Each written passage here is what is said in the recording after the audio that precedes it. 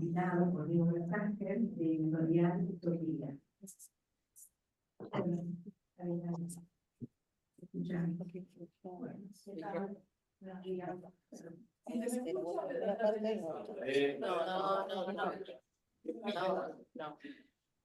Bueno, voy a compartir un escrito que hicimos acá con mi compañera y colega, acompañada por Relance.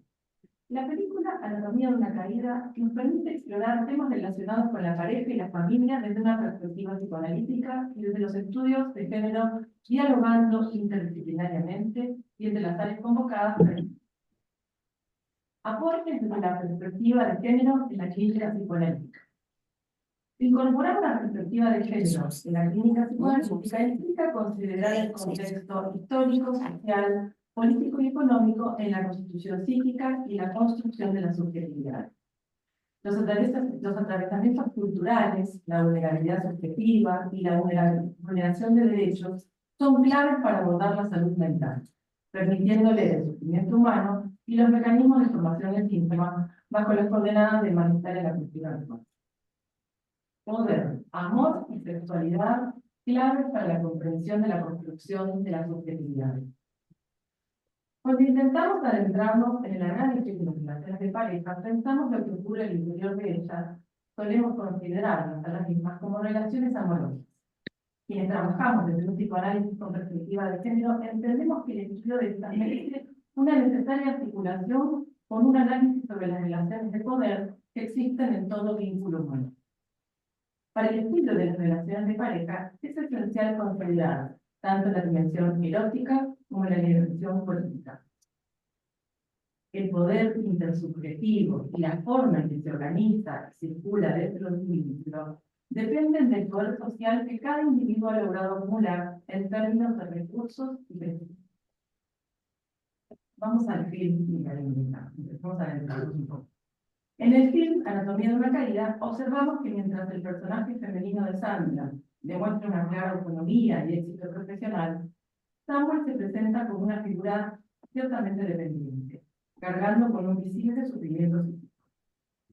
Sandra ha alcanzado un desarrollo profesional notable, consolidándose como una escritora de renombre, lo que le permite experimentar un fuerte sentimiento de logro y satisfacción personal.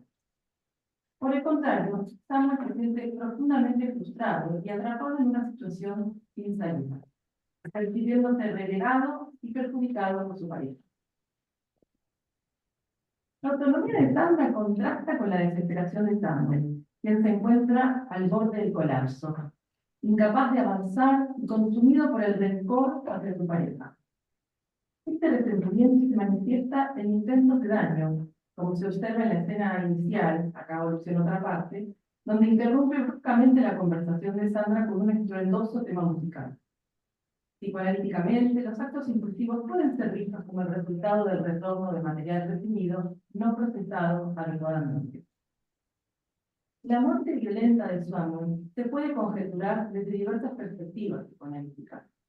En el film surgen interrogantes sobre la verdad. Por un lado, si se trató de un acto final de sufrimiento psíquico, que es un burnout, que arrastra a Sandra, que arrastra a Sandra y a su hijo hasta su propio abismo, que reflejaría quizás conflictos inconscientes, identificaciones proyectivas, culpa, desesperación. Estas dinámicas invitan a una reflexión sobre los complejos entrelazamientos del poder, la subjetividad y la psique en las relaciones humanas.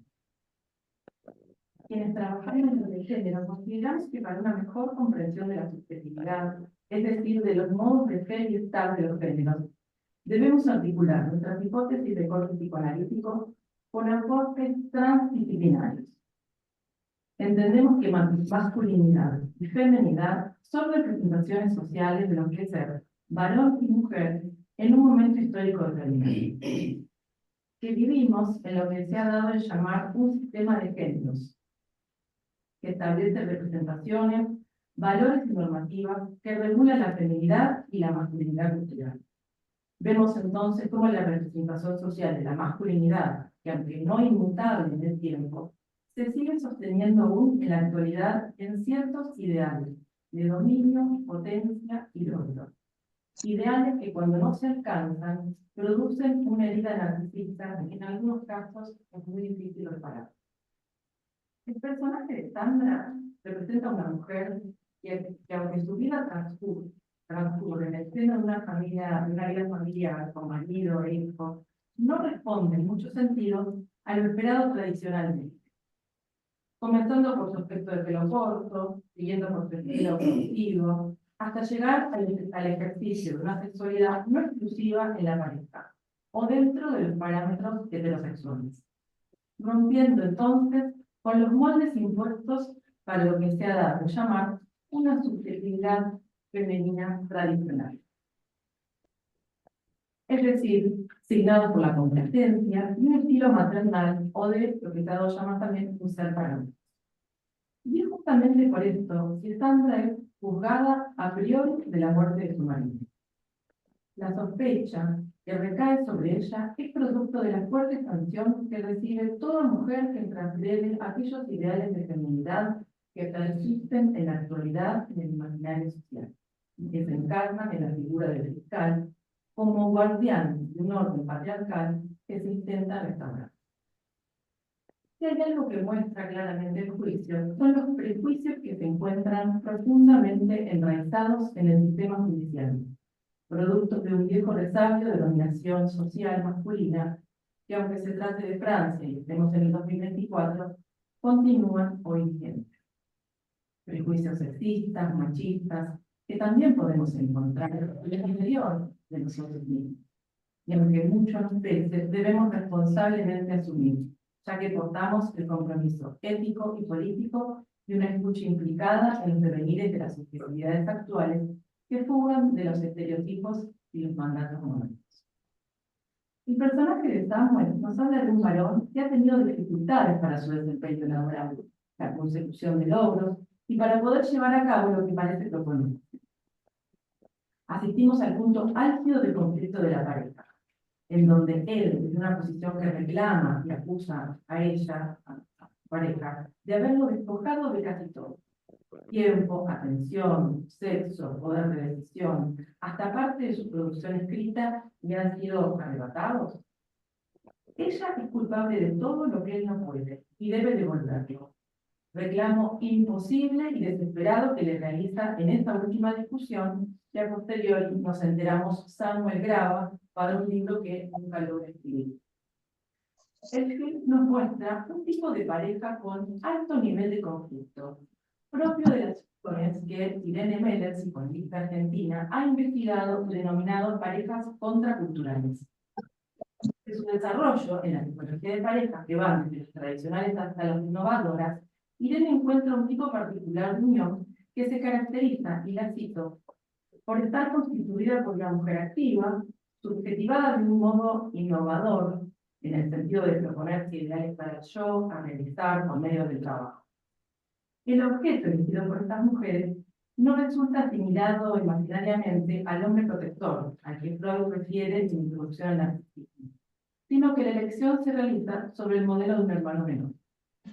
La posición que describe Meller de relativa dependencia del varón es coherente para ambos, si atendemos al estilo de personalidad de cada uno de los miembros de la pareja, pero distónica con los valores sociales que aún hoy prevalecen. La autora describe que el elevado nivel de conflictos y de vulnerabilidad de este tipo de uniones, tal como se puede observar en Sandra y Samuel, reside en que no logran establecer un contrato que refleje la complementariedad, sin duda existe, pero que es percibida como insoportable en tanto contracultural. Podríamos decir que al no coincidir sus deseos con sus ideales, responsabilizan a su pareja de incentivar esta situación, lo cual en parte es cierto. Samuel parece haberse volcado a atender o resolver algunas cuestiones de orden doméstico, así como se lo ve cercano a su hijo y a sus cuidados. En parte, podríamos pensar que él ha encontrado cierta satisfacción en la ejecución de estas tareas, pero también debido a, como lo expresa su pareja, a una preferencia por mantenerse al margen, por encontrar en ella un lugar donde refugiarse y mantenerse a salvo frente a su miedo al fracaso. Anatomía de una caída nos habla del drama de no poder dar forma y avanzar en todo un proyecto vital, que otorgue sentido a la vida, como le ocurre al personaje masculino encarnado por Samuel, quien se siente no solo insatisfecho y poco valioso, sino el que se le agrega la culpa por haber tenido responsabilidad en el evento traumático que deja con pérdida de visión a su vida. Si la estima de sí se nutre de las obras logradas y también del amor que recibimos, comprendemos mejor cómo es que cada uno de los personajes se siente respecto de sí mismo, y cómo mientras una se afirma en sus logros, y el otro ve profundamente deteriorado su equilibrio en la vida. Para finalizar, el micrófono. Hola, saludos y saludas. Qué bueno encontrarnos en nuestra primera experiencia entre áreas, porque somos una jovencita en la escuela, así que un placer compartir, ¿no? Para Lu, también, y para el equipo que nos acompañan. Realizamos unas pequeñas preguntas sobre mismos y les queremos compartir algunos disparadores y preguntas que nos parecen pertinentes para la comprensión de las relaciones vinculares de la clínica psicoanalítica con particulares. ¿Sí? Entonces, el primer punto, relaciones de poder y control. El disparador es la dinámica de poder entre los integrantes de la pareja y cómo se manifiesta en las interacciones cotidianas. Entonces podemos preguntar cómo se distribuye el poder en esta relación, existen formas de control explícitas e implícitas que cada uno de ellos ejerce sobre el otro, de qué manera estas dinámicas afectan la salud mental y emocional de cada uno, de cada una singularmente. Punto 2. Roles de género y expectativas. El disparador, las expectativas sociales y culturales sobre los roles de género dentro de una familia. Las preguntas que surgieron fueron qué roles de género están presentes en esta pareja y cómo se han interiorizado en cada uno. Cómo influyen estas expectativas en la identidad y la autopercepción de cada integrante. ¿Qué impacto tienen estos roles en la dinámica familiar y en la crianza del hijo? Y punto 3, la comunicación y los estados emocionales. La capacidad de los miembros de la pareja para comunicar, expresar sus emociones, pensamientos y expectativas. Preguntan, ¿cómo se manejan las emociones y conflictos en esta pareja? ¿Existe una diferencia en la forma en que cada uno expresa y procesa sus emociones, deseos y frustraciones? ¿De qué manera la falta de comunicación puede llevar a malos entendidos o conflictos no resueltos de larga data? Identidad y subjetividad. La construcción de la identidad y subjetividad de cada uno en la relación. Pregunta, ¿cómo ha influido la relación en la construcción de la identidad individual de cada uno? O sea, la historia singular dentro de la historia social. ¿Existen aspectos de la subjetividad que se ven recibidos o ligados dentro de la dinámica de la pareja? Sí, exacto. ¿Cómo se negocian los deseos y necesidades individuales en el contexto de la relación? trauma y elaboración, que presentan la presencia de eventos traumáticos y la capacidad de la pareja para hacerlo. La pregunta que hicimos, ¿qué evento traumático han impactado en esta pareja y cómo lo han manejado? ¿Qué estrategias de elaboración han desarrollado para atravesar las dificultades? ¿Cómo afectan los eventos traumáticos a la dinámica emocional y psicológica de la pareja? Y por último, violencia y abuso. La presencia de cualquier forma de violencia o abuso en la relación. Y las preguntas, ¿existen indicadores de violencia? ¿Cuáles? ¿Cómo se manifiesta y cómo afectan a cada uno de la pareja y la familia? ¿Qué recursos o mecanismos están disponibles para abordar y tratar estas cuestiones? Bueno, muchas gracias. Muchas gracias.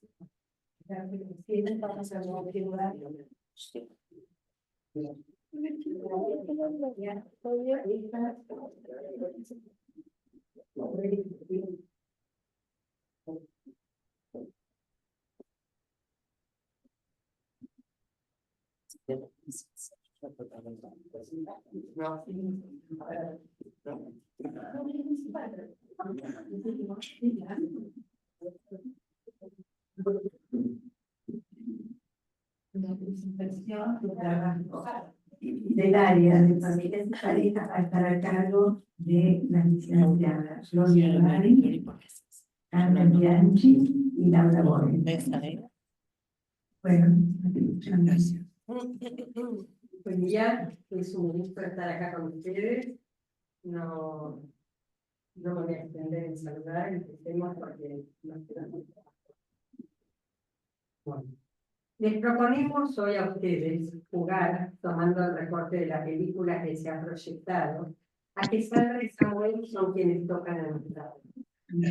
Dos personas que buscan ayuda por lo que les pasa en el día a día de sus vidas, consigo mismo y en las relaciones con nosotros. Entran, los escuchamos y les preguntamos, ¿qué los trae? ¿Qué les pasa? Veremos. Esto ya no me está funcionando. ¿Qué querés que haga? Es parte del trabajo. Tenés que organizarte de forma diferente. ¿Cómo voy a organizarme? Tenemos que planearnos juntos. Un desorden. Hablan de que algo arman juntos, pero pareciera que no tuvieran registro de ello. Lo expresan en el esto ya no me está funcionando de Samuel y el que querés que haga de Sandra. Muy diferente sería decir, no nos está funcionando, ¿qué podemos hacer? Quiero empezar a escribir, igual que vos. No puedo hacer nada con mi tiempo. ¿Me entendés? No es mi tiempo, es el tuyo. Hacelo. No conozco un escritor que no escriba porque tenga un hijo, una casa o deba hacer las compras. Deja de quejarte por tus horarios y olvida esa lógica que se reduce a culparme a mí de lo que hiciste o de lo que no hiciste. Vivo con vos, planeo mi vida a tu alrededor. Si me impusiera como vos te imponés, ninguno de los dos podría escribir. El vivo con vos de Samuel. ¿Es un nosotros? Volvamos a la sesión con Sandra y Daniel. Samuel. Y Samuel. Entonces, corté mi curso a la mitad de este año para poder tener más tiempo. Y todavía no es suficiente.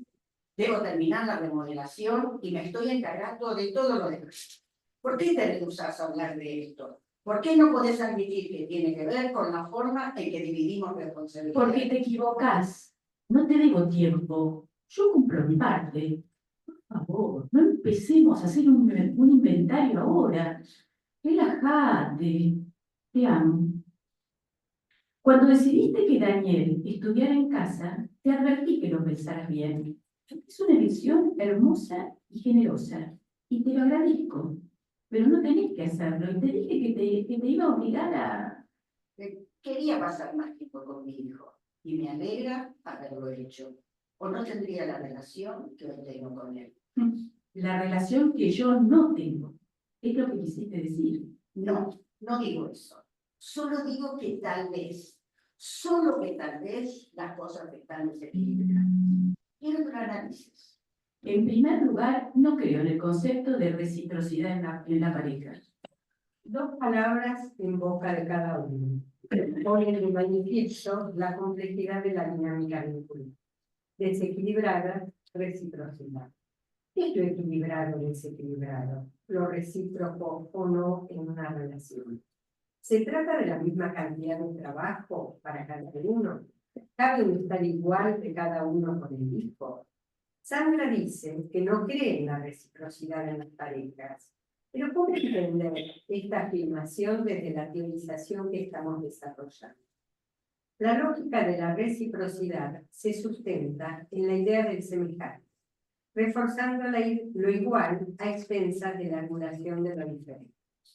Si no tenemos la conceptualización de las diferencias como motor de un vínculo, la noción de reciprocidad cae. La reciprocidad es una ilusión productora de malestar, ya que impone una igualación que desconoce aquello que excede al otro representado. Sandra está pensando en esos términos. Ella no crea en la reciprocidad en la pareja. ¿Es indicador de la alteridad del otro?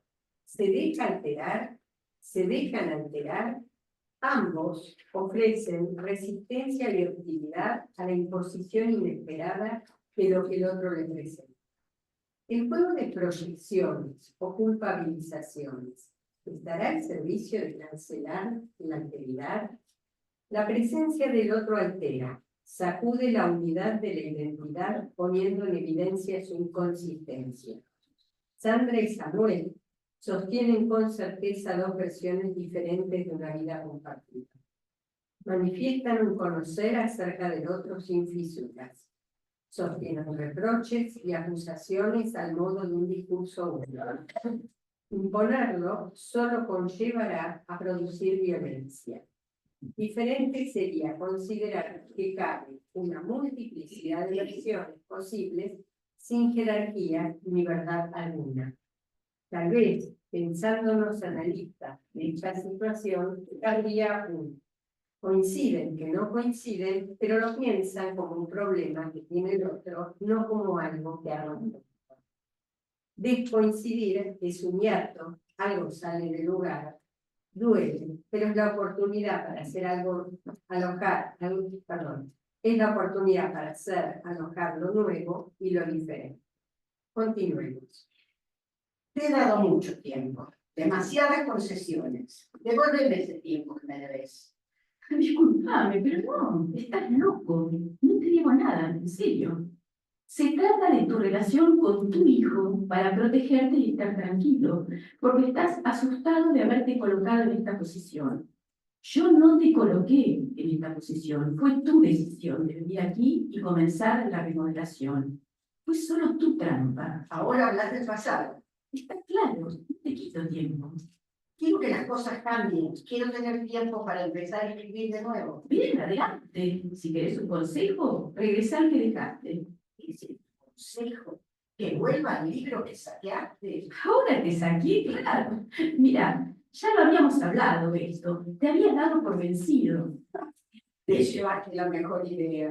¿Cómo podría regresar a él? Te das cuenta de lo sigla que sos. Podés sacar tu propia versión y decir que me inspiré en ella. Yo lo admitiría. Si algo tiene que escribirse, alguien tiene que escribirlo. No puede perderse. Sabés que tenés una visión animal. Fingís ser condescendiente, pero... Samuel propone retomar y revisar la distribución del tiempo en la rutina familiar y así describir a nosotros fragmentos de la historia hilvanando entre acuerdos y desencuentros. Acuerdos, otrora creados en conjunto, y que ahora caen, ya que dejaron de ser tales ante los nuevos avatares del mundo. Dice Baxter, pactos y acuerdos los pienso como las dos caras de una moneda. La pareja realiza acuerdos conscientes sobre lo que desea que ocurra. Sin embargo, poco sabe de lo inconsciente que habita en esas decisiones y que puede irrumpir causando estragos en el momento menos pensado. Ellos saben lo que acuerdan, no saben lo que pasa. En un clima de reproches cruzados, Samuel y Sandra van profundizando la confrontación, poniendo de manifiesto el agotamiento de cierta distribución afectiva familiar que muestra sus fisuras. Fisuras que, inferimos, se fueron instalando a costa de malentendidos, renuncias y frustraciones que irán tomando forma a lo largo de este diálogo que devendrá en estallido. En este ping-pong de reproches es difícil evitar la tentación de hacer un análisis de lo que cada uno le hace al otro, ubicándonos y pensando la sesión desde un enfoque netamente intersubjetivo. ¿Samuel o Sandra? Sandra le hace a Samuel, Samuel le hace a Sandra. Así es como ellos despliegan esta escena atravesada por silencios y viejos rencores. ¿Cómo sería otro enfoque? Si lo hacemos desde la metapsicología vincular, solo cabe pensar las situaciones clínicas como producciones conjuntas. Veamos cómo lo señala Silvia Gómez. Cada uno de los términos del conjunto resulta definido por la relación y ubica el encuentro de un nuevo comienzo, un suceso, un emergente. No habría individualidades plasmadas porque las define a cada instante y por esta razón los efectos no están determinados previamente. Es partiendo desde esta perspectiva que pensamos las situaciones vinculares en términos de producciones que comienzan desde el medio. Es un modo de situar lo que va aconteciendo, evitando ubicar el problema en uno de ellos. Es la producción vincular la que instituye subjetividad, la que crea a las personas que participan de esa relación. No hay sujetos previos. En ese sentido, no hablaríamos de víctimas, sino de arreglos vinculares, conscientes o inconscientes, que marcaron distintas decisiones a lo largo de la vida de la pareja. Dónde vivir, qué idioma hablar, cómo resolver los operativos cotidianos, sabiendo que dichas decisiones surgen desde el medio, desde ese entramado singular de la pareja, que incluye también sus biografías. Una digresión al recorte proyectado. Pensamos que es a partir del accidente del hijo que lo deja ciego que deciden trasladarse al pueblo y a la casa de la infancia de Samuel, lo cual nos invita a preguntar, ¿qué lugar tiene el otro en el propio deseo? ¿Cómo definimos desde lo vincular ese propio deseo? La alteridad, ¿cuánto altera el trazado personal? ¿Y cómo es vivida esa alteración inevitable? Retomando el diálogo, decía Samuel. Sabés que tenés una visión animal. Fingís ser condescendiente, pero vivimos en Francia. Esa es nuestra realidad. Daniel escucha hablar un idioma que no tiene nada que ver con su vida, solo que se lo impusiste, como le impusiste todo lo demás. Yo vivo con vos, y vos impones todo. Impones el ritmo y el uso del tiempo. Incluso impones el lenguaje. En el lenguaje soy yo el que juega en cancha ajena. Nosotros hablamos inglés en la casa. Yo no estoy en mi cancha, no hablo mi idioma natal. Tampoco el mío, aunque vivamos acá. De hecho, es un punto medio, ¿sabéis? Porque yo no soy francesa y vos no sos alemán. Ninguno tiene que estar en la cancha del otro. Para eso sirve el inglés justamente. Sí, porque vivimos donde vos querías. Todos los días tenemos que aceptar que vivimos donde vos querías, en tu ciudad natal. La gente con la que creciste me mira con desprecio cuando no hago el esfuerzo de sonreírles. ¿No ves que me tuve que adaptar a vos? ¿Cómo tomaron la decisión de mudarse a esa casa en el país de Samuel? ¿Cómo se tomó la decisión de que Daniel no vaya a la escuela y sea Samuel quien le enseñe? ¿Cómo acordaron hablar un idioma que definen como un territorio neutral? ¿Ilusión de neutralidad, la reciprocidad, acaso un lugar común? Mudarse a Francia habrá sido un intento ilusorio de vérselas con las esquirlas del estallido, que fue el accidente que hizo que Daniel quedara prácticamente ciego, camino al estallido. En verdad, no tenés vergüenza. Tu superpoder no te permite ver a nadie más que a vos mismo. Yo te veo claramente, solo que no te veo como una víctima. Vos imponés tu forma de vivir, de hablar, de comer, incluso de coger. Nunca he podido hacerlo con vos de otra manera, porque esperás que haga lo que decís, y porque esa es tu noción de pareja. Eso no es verdad, no es cierto. Yo no tengo un concepto de pareja. La verdad es que no me interesan las parejas. Así que decís que yo te impido coger como vos querés. Sé honesto. ¿Quién se ha negado a coger desde el accidente? ¿De qué me he negado? Estoy hablando del pasado, ¿De qué te quejas del pasado? ¿De qué aspecto del sexo? de todo, de todo. Además, tuve que aceptar que cogieras a otra persona. No cogí con otras personas, solo una vez, y vos lo sabés. No sos una víctima. Te aferrás a eso para poder sufrir todo el tiempo y siempre ser víctima. Te cogiste otra muchas veces. Siempre lo mismo, te hacéis la víctima. No, no soy víctima. Soy un hombre. Soy un hombre que fue engañado, saqueado y engañado. Puedo vivir sin sexo, pero no siempre. Ahora me estás culpando de tu vida sexual. No se trata de quién está culpando a quién. La frustración está ahí y los dos estamos enfrentándola, como ves. En lo personal me rehúso a morir por dentro. Busco soluciones. En este punto el sexo es una cuestión de higiene personal. Sí, pero vos imponés tus soluciones, que son solo para vos, y te importa nada si no lastiman a Daniel. No metas a Daniel en esto. No le impongo nada a Daniel. Vos nos trajiste aquí a vivir entre las cabras y te quejás de la vida que vos elegiste. No sos una víctima. Tu generosidad oculta algo más sucio y perverso. Sos incapaz de aceptar tus ambiciones y te molesta que yo lo haga.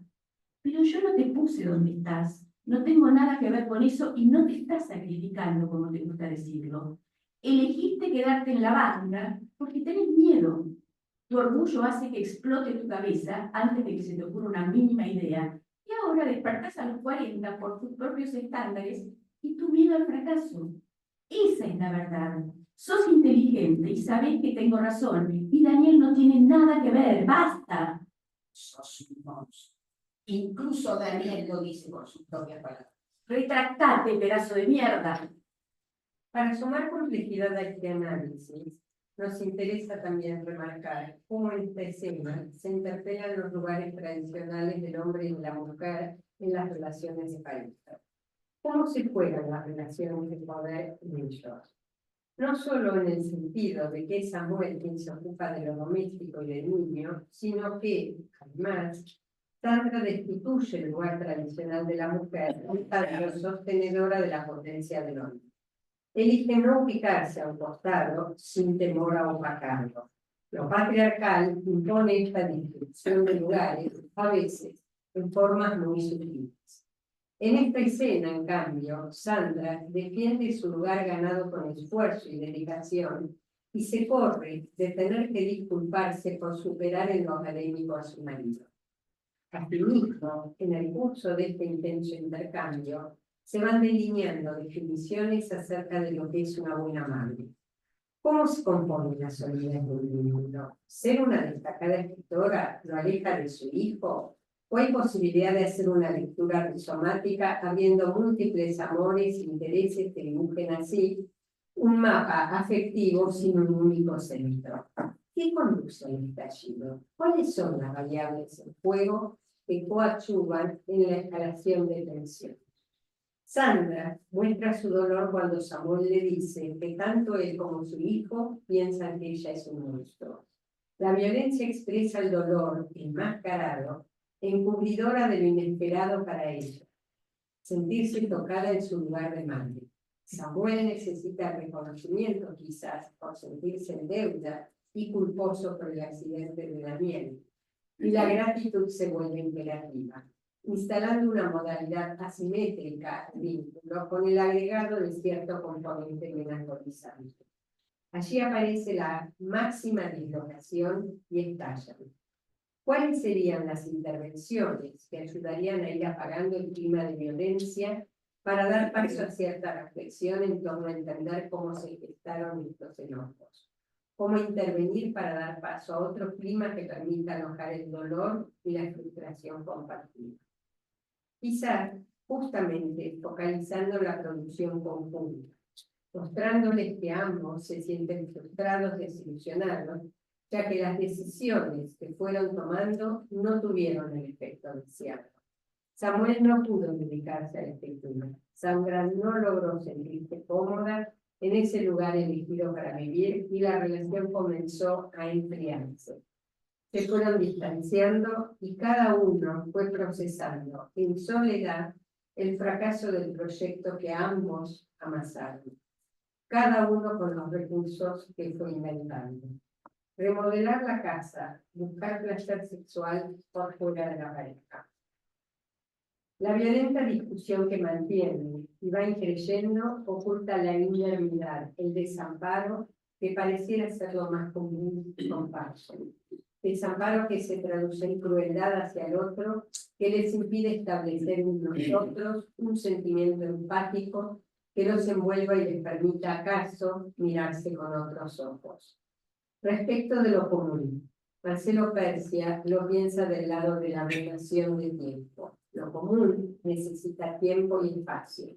Dice, es un espacio donde se da tiempo para pensar. La demora como interrupción y como condición del presente.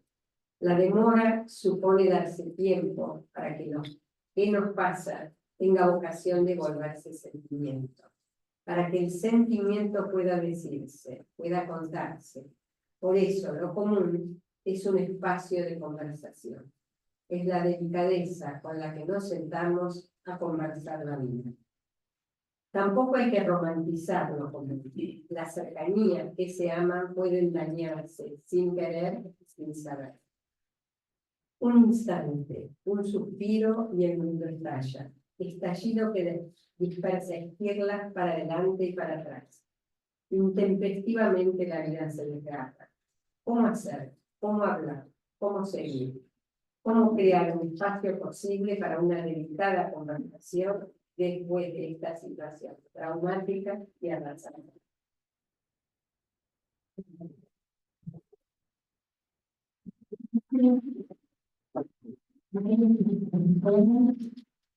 Darle lugar a las preguntas e intervenciones, quisiera decir algo respecto a las expositoras del área de familias y parejas. Las licenciadas doctoras Carmen Bianchi y Laura Borenstein son psicólogas. Gloria Bali y Laura Borenstein son coordinadoras del área de familias y parejas. Carmen Bianchi también fue coordinadora en otro momento. En este momento, junto con Carmen Bianchi, participan del espacio de familias y parejas, trabajando temáticas en relación a la vincularidad, realizando también tareas de docencia y supervisión. Han escrito diversos textos sobre el tema. Recientemente salió publicado el libro Movimientos y Relaciones en Psicoanálisis Vincular, cuya coordinadora es la licenciada Gloria Bali. El libro es de Editorial Lugar. Bueno, una vez hecha esta presentación, quisiera que empecemos a intercambiar ideas, comentarios, lo que haya surgido después de escuchar la lectura de los dos trabajos que fueron pensados. Ambos.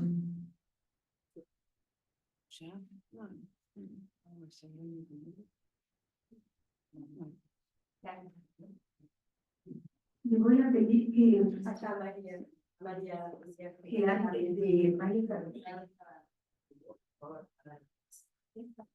le voy a pedir que además de la pregunta, la intervención, digan primero su nombre. Bueno, muchas gracias. Es muy interesante la película. Soy María Casariego. Y por supuesto vi que el recorte que ustedes hicieron para trabajar en esta oportunidad no pude dejar de pensar en la película completa, ¿no? Y había varias cosas que me parecen interesantes para preguntar y pensar. La primera, que como espectadora terminé de ver la película y decir, qué bárbaro, ¿no? O sea, en cualquier pareja puede ocurrir esto, y cómo del amor al odio puede pasar a un paso y uno puede acabar encontrándose en una situación de este tipo. Eso es lo primero, ¿no? La ambivalencia en la pareja. Me gustaría si pueden desarrollar un poco más eso. Segundo, los silencios, lo silenciado en esta pareja. Porque hay un hecho traumático, que hay un antes y un después de ese hecho traumático, que es el accidente del cual ambos se hacen culpables por distintas razones y que deja a un hijo inhibido visualmente, que no es una anécdota menor que tenga una disfunción visual. Digo, esto de las cosas no trabajadas, no habladas, en relación a la sexualidad también, la situación de sexualidad extramatrimonial es una relación homosexual de ella, que también es algo que qué le pasa a este varón con esta elección. La película empieza con una escena que uno no entiende mucho qué pasa, pero parece un ataque de celos infernales. Digo, esto, los celos, la culpa, la ambivalencia, ¿qué pasa con esta cuestión de la sexualidad por fuera de la pareja, que hoy es un tema muy, nos aborda mucho en la clínica, ¿no? Parejas abiertas, cómo se tramita esto y cómo se tramita cuando encima en esta elección no es una elección heterosexual, sino una elección homosexual en parte de ella, ¿no? Estas son algunas preguntas. Y para mí esta película, una de las cuestiones que más plantea es lo silenciado, lo congelado y lo que no se tramita en una pareja, cómo retorna hasta la muerte. Gracias, muchas gracias por traer.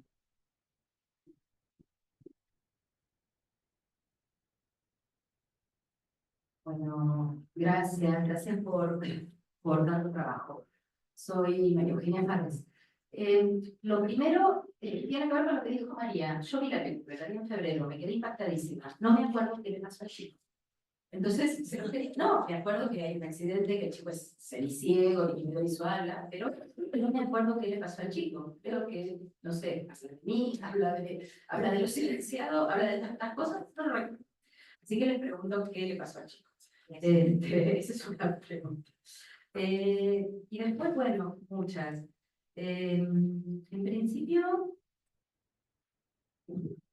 ustedes piensan para el área de género, ¿no? ¿Ustedes piensan que esta pareja que se presenta en la película es contracultural, siguiéndola a Irene Meller, o no? Porque a mí eso me hace como pregunta acerca de qué sería lo contracultural, porque también entra esto de los reclamos, el lugar de cada uno, ¿no? Bueno, entiendo, como decían las chicas, que a veces es las chicas de familia y pareja, que eso también hace conflicto. Y después también en relación a lo que planteaban las compañeras de familia y pareja, si es la producción vincular lo que crea la subjetividad, ¿sí? Esto es algo, digamos, limitado a las cuestiones de pareja, porque si fueras, claro, porque cómo pensar la constitución del sujeto, algo de eso era, bueno, ya me conté. Esto, muchas gracias. Norberto. Bueno, una pequeña duda que Norberto Lloves, muchísimas gracias por las exposiciones. Quería preguntarles a ambas en relación al tema al género respecto de las relaciones de poder.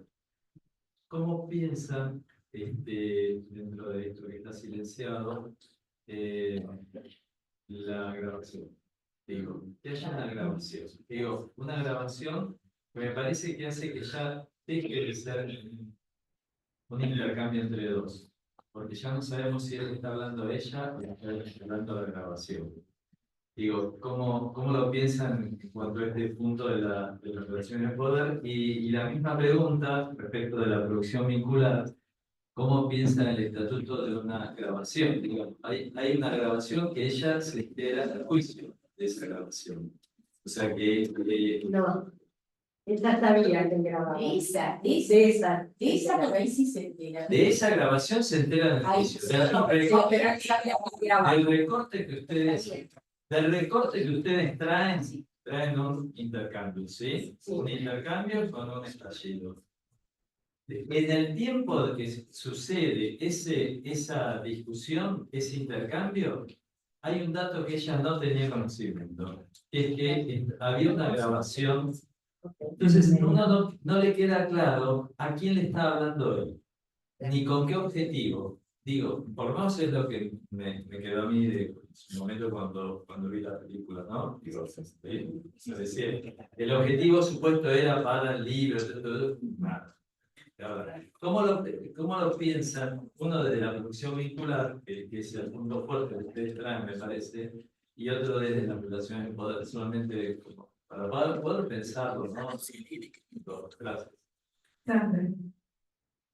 Hola, Sandra Borovich. Bueno, me encantó escuchar. No vi la película, así que yo tomo los pedacitos que fui escuchando y le pregunté un poquito a Mario, contame, porque me sorprendían las luces. Pero con la pregunta de Mario respecto a lo contracultural, ahí se me armó una pregunta de las distintas miradas, ¿no? Y me parece que presentar en Interactive también es interesante, bueno, cómo interrelacionamos las miradas.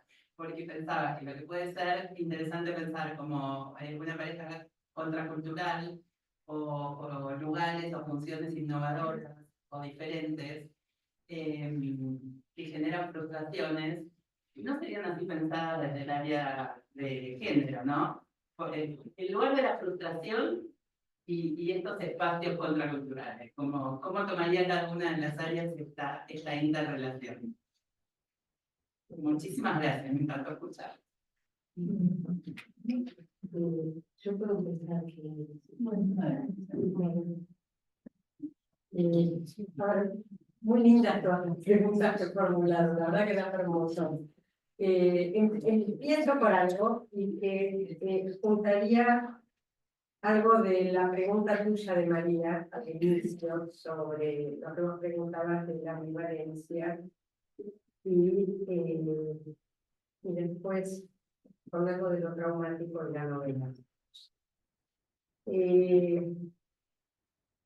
Cuando nosotros estamos haciendo la diferenciación entre una teoría intersubjetiva y una metodología vincular, lo que precisamente estamos planteando es, esa es una producción conjunta. Lo que en su momento abrió a introducir este cambio de perspectiva teórica, una de las cuestiones tuvo que ver con cómo uno podía pensar la novedad, ¿no? En lugar de estar pensando de un modo determinístico.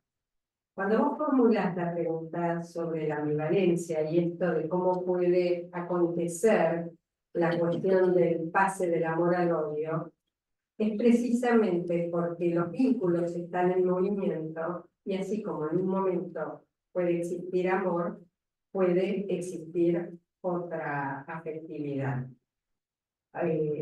Simplemente porque la relación crea otras condiciones y la relación en esa producción conjunta, ¿no?, crea a otros sujetos como parte de esa relación. Son otras personas, ¿no? Son efectos de eso mismo que van haciendo, ¿sí? Es diferente pensar que son las personas las que producen a la relación. Es una inversión. Entraña más cuestiones, no me voy a exceder acá. Pero eso me parece que también nos abre a la cuestión entre lo traumático y la novedad en la relación al recorte y a la película. Porque está la cuestión del orden de lo traumático, efectivamente, de lo acontecido, pero también uno puede preguntarse si todo tiene que ser pensado desde ahí, desde el orden de lo traumático, el evento traumático del accidente del hijo, que no entra en discusión, de que efectivamente está, pero cuando se cabe pensar que hay otras cosas que no son efecto de lo traumático, sino que son devenires otros que pasan. Por ejemplo, que uno se tope con alguien y tenga relaciones con una mujer cuando no las ha tenido nunca hasta ese momento, por señalar algo. Pero claro, acá sí, otros pueden decir otra. Sí,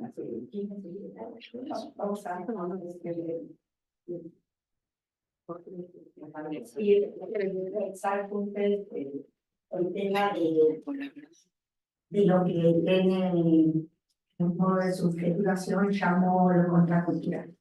Hay como dos puntos, o sea, sería contracultural en términos de la cultura, lo que espera la sociedad, de lugares típicos para varones y mujeres.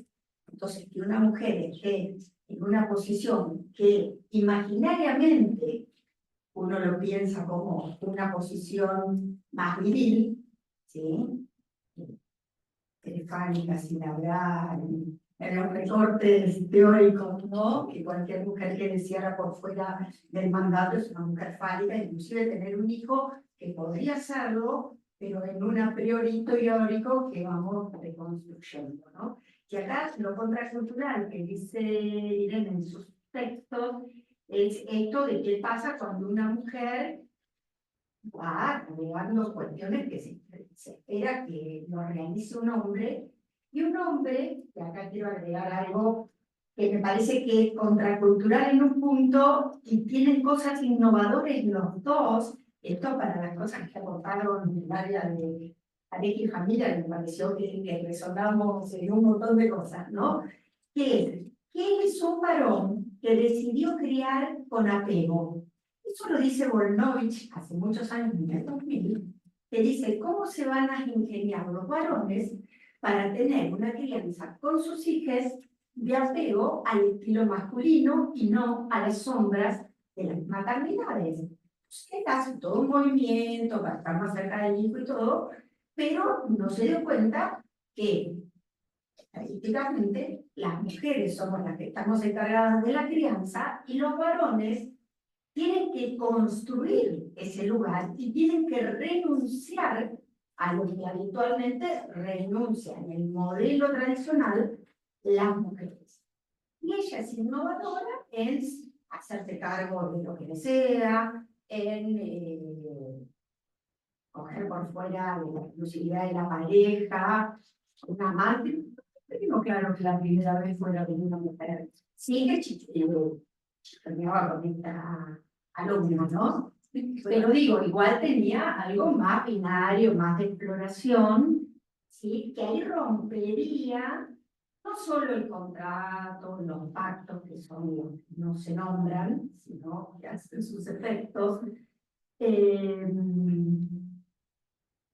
no lo tomó como algo que pasó, pero no deja de ser en las parejas actuales bajo cierto consentimiento. Se arman unos líos terribles, que debe pasar también en la clínica, de parejas abiertas, y después los fantasmas, el inconsciente y todo eso hace sus líos, ¿no? Entonces me parece que pasan las dos cosas en tensión. Él innovador en una paternidad cercana, ella innovadora en salirse del erotismo pasivo de las mujeres tradicionales, de la complacencia al amor al amo, y tiene un erotismo más fluido.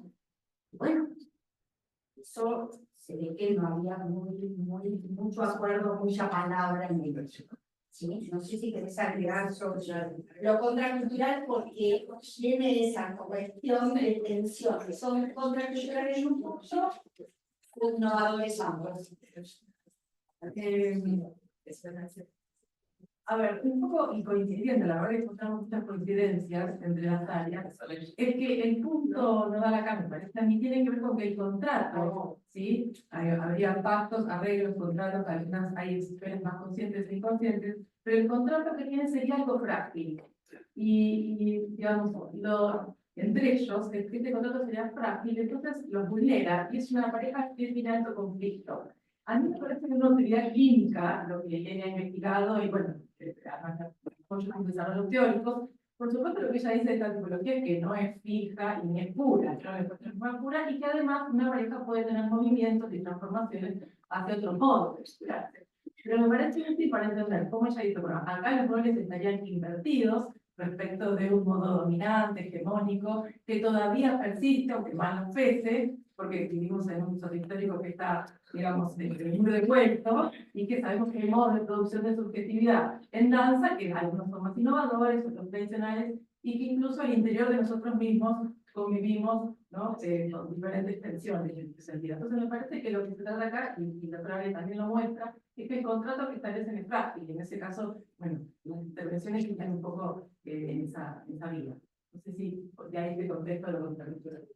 Y algo que preguntó Norberto, que tiene que ver mucho con un concepto que se usa mucho, o por lo menos vincularmente, que es el consentimiento, ¿no? Esta grabación que no está consentida y que no sabemos la trama, como vos decís, para qué lo hace, a quién le habla, qué punto de proyecciones ahí tiene. Entonces, acá hay mucho de esto que antes era muy invisible y ahora se hagan cada tole con el tema de consentimiento, pero que es una forma de visibilizar las trampas en las relaciones sexoafectivas. Como es el gosteo y todas estas cuestiones de las generaciones más actuales empiezan a poner sobre el tapete. En términos de género, uno va pensando, bueno, que otros hacia nuevas libertades, nuevos problemas o conflictos. Yo un poco siguiendo con la línea que traía Graciela, que se desprende un poco de lo innovador de las parejas contraculturales que plantea Irene, pensaba que sí, es muy impactante este diálogo, porque a mí lo que me impactaba mucho era cómo ella sostenía ese lugar sin ponerse a la sombra del hombre, ¿no? Como que no tenía miedo de no sostener la potencia del hombre, que es lo que en general es como están un poco figurados los estereotipos que conocemos, estereotipos que nos han formado, un poco que estamos intentando romper, ¿no? Por lo menos interpelar. Pero me parece que en este caso, cuando él decide quedarse a cuidar al niño, los dos cuidan al niño, él lo cuida de una manera quizás más, está más alineada con lo femenino maternal, en el imaginario, pero ambos, porque me parece que es importante decir que ambos cuidan al niño, ¿no? Pero digo que él, en esta elección que hace, incluso enseñarle que no vaya a la escuela y darse, es como si él se dispone para el niño. Pero yo creo que acá hay algo de lo silenciado que traías, María, que tiene que ver con que el accidente que fue, te cuento cómo fue, tenía que ir a buscar a la escuela. Y él no va, vivían en Londres, va a una minera y ahí pasa algo, sí, se escapa y lo atropella. Entonces un poco queda muy cargada la culpabilidad en él, ¿no? Aunque no está de manifiesto, me parece que eso es algo silenciado que alimenta una necesidad reparatoria de él, pero eso es una reparación que no tiene fin. Pero aparte, en deuda. Perdón, Gloria, no solo reparatoria, sino que él hace una depresión y no puede volver a tener sexo. No, hay una inhibición. Que una inhibición absoluta del hombre a partir de eso. Hipotetización. Sí, se va hipotetizando. Y entonces, en esa situación conjunta, queda él, porque él tiene un monto de idealización hacia ella, ¿no? Que sabemos la cara de la idealización que implica violencia, odio, ¿no? Entonces me parece que no quiero dejar de lado esto, que en este deslizamiento de salirse de lo tradicional también está puesto al servicio de pagar una culpa impagada. Corroe el vínculo, me parece, de los cimientos permanentemente. Yo quería responder un poco a la pregunta de Norberto respecto de qué pasa con la grabación. Y yo tengo la impresión que muchos de los silencios que tiene esta pareja produce entre ellos una circulación de poder de distinta manera. Porque cuando él utiliza la grabación y ella no sabe que en esa enorme discusión que él está grabando, Me parece que en algún punto él está ejerciendo el poder de vos me tapaste, me saqueaste, y yo te lo voy a devolver de alguna manera. Yo creo que él siente que ella está en deuda con él, no solamente por la estafa y el éxito, sino porque él necesita que en algún punto ella reconozca el don que ha hecho respecto de este lugar que ocupa con el hijo, con la casa, con la restauración, el lugar del agradecimiento. Sí, pero nada cortito. Una cosita solamente. Nosotras hicimos, nos tratamos de concentrar en el recorte de la película. No trajimos otro material. Por eso dijimos, hagamos como que vienen a nuestro consultorio esta pareja, como si fuera una sesión. Claro, se va desarrollando esta discusión con esta escalada. O sea, quedó afuera, todo lo demás tratamos de dejarlo afuera. Difícil, pero es. Brevemente, porque estamos ya en el final. Solo la última cosa. En la clínica actual, en las parejas jóvenes con vistas, encontramos muy presente en las discusiones el tema de la reciprocidad. Yo me mandé a cambiar de los pañales. Las matrimillas. Eso ya me maneja mucho. Y como también se habló del tema de la verdad en esta disciplina. De eso se trata. La búsqueda de la verdad. También los pacientes, cuando vienen al consultorio y empiezan a discutir, nos ubican a nosotros en el lugar de autenticar a uno. La verdad es la de uno. Digo, porque esto también circula en la clínica actual. Una cosita más que tiene que ver con algo del primer comentario de María, que a mí me indignaba cuando estaba mirando la película, porque esto transcurre con un juicio de fondo, obviamente. Bueno, por eso no queríamos comentarlo, pero cuando que todo el juicio, cuando vos dijiste, cualquier pareja puede discutir así. Cualquier pareja puede tener ese tipo de discusión rayada en la violencia, en el resentimiento, en los reproches, ¿no? ¿Y cómo se puede juzgar por este recorte? ¿No? Que es lo que me parece que a muchos nos indignaba en el juicio. Perdón, que quería Marina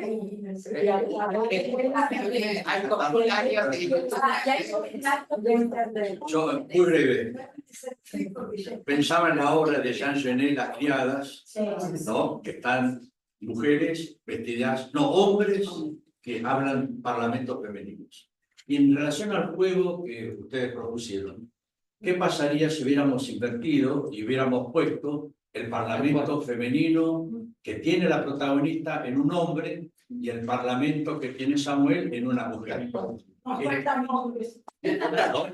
Estaríamos en los famosos estereotipos. En relación a lo contracultural. Lo contracultural no es en esta pareja, que simplemente se invierten los roles. La contracultura es algo mucho más complejo que oponerme un modelo. Es oponerme un modelo y transformar ese modelo. Lo que se ve en esta pareja es que cada uno intercambia un rol y ella habla como un hombre tradicional y él como una mujer tradicional. Bueno, Entonces, no se ha movido nada.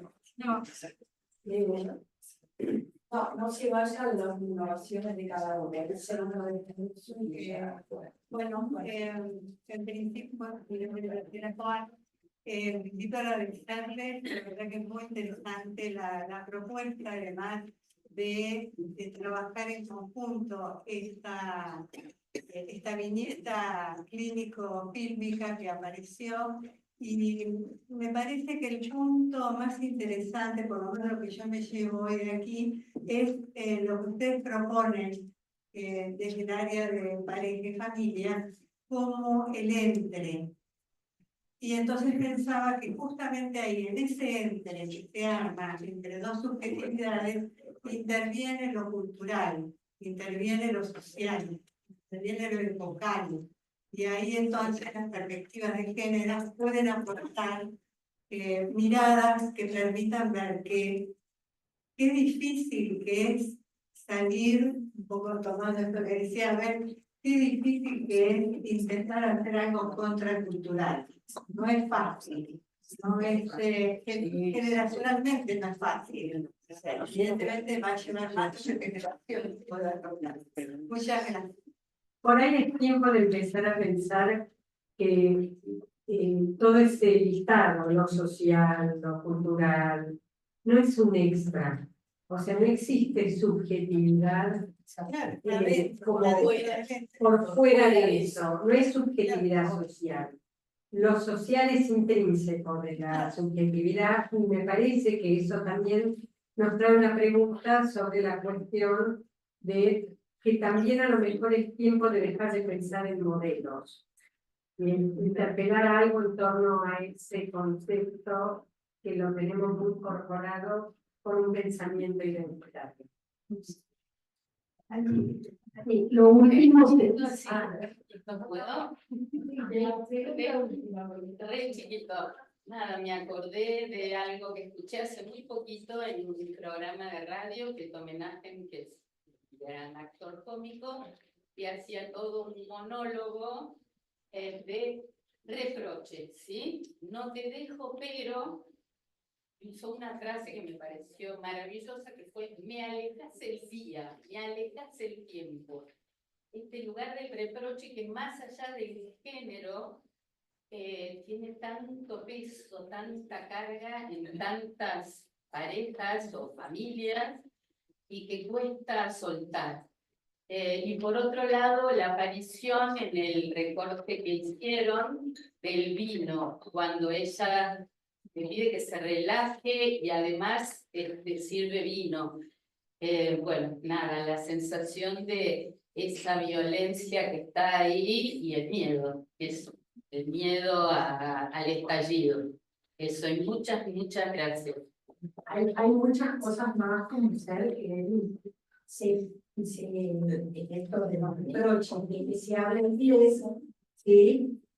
¿Y por qué no pones película? O sea, el entre que dice la cielo que no acá en la mesa, ¿no? Y el tema también que se puso que es la altera, o sea, ¿quién es el otro contrariente, digamos? Para los varones son los de digamos. Así que me parece que Antes de cerrar, brevemente, además de sendos agradecimientos a la mesa y a las dos áreas, piden dos preguntas cortitas. Uno, el nombre de la película, que algunos no lo tienen, Anatomía de una caída. Y el otro, si pueden repetir el nombre de la autora que aborda el concepto de parejas contraculturales, que es Irene Meller. Irene Meller. Y finalmente, un comentario de Mariana Tan. Hasta el punto extremo de la violencia física. Rescato que están intentando un diálogo, obviando que ya no estaría dando resultado. Tiempos reprochados, vida reprochada, desacuerdos que han resentido a cada uno y ha roto los vínculos amorosos. Igual dicen que ella dijo que no fue violencia física, sino que... Quiero agregar solo un comentario. No solamente después toma un poco estas cuestiones de algunos vínculos, tipos de uniones, que podemos seguir pensando si estamos en todavía o qué es lo que ocurre, sino que un poco lo notable que es insoportable, claramente como se ve en la pantalla, es el desbalance de poder que cada uno siente, en el caso de él, ¿sí? Digamos, el sentido subjetivo que tiene para cada uno, el balance de poder que hay en la pareja. Y hay otro autor, también psicoanalista argentino, David Maldá, ya muerto, que también tomó una imagen, digamos, femenina que condensa ternura y dominio, hablando de algunas posiciones como la de la mujer. Digo porque, bueno, sobre el final voy a decir algo. Me encanta que nos quedemos con muchas preguntas. Todos que las áreas son abiertas, que se pueden sumar al área de género, al área de familia. Son todos bienvenidos, los socios, los nosotros también se pueden acercar y hay modo de que participen. Así que muchísimas gracias.